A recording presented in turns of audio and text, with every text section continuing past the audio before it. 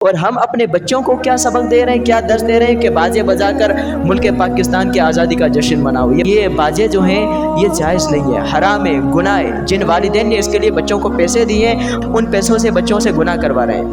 حضور پاک کی حدیث مبارکہ ہے، حضور نے فرمایا گانے بجانا، ساز بجانا، اس طرح کی جو آوازیں ہیں یہ ایسی آوازیں ہیں جن پر دنیا اور آخرت میں لعنت کی گئی ہے. اور دوسرا، مصیبت کے وقت چیخنا چلانا، یہ بھی ایسی آواز ہے جس پر دنیا اور آخرت میں لعنت کی گئی ہے.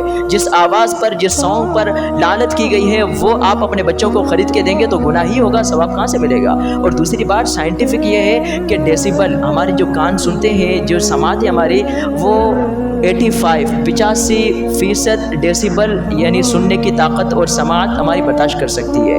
یہ جو بازے بجائے جاتے ہیں ان کی جو آواز ہے، ان کا جو ساؤنڈ ہے، ان کا جو ڈیسیبل ہے وہ 100 سے لے کر 120% تک آگے چلا جاتا ہے.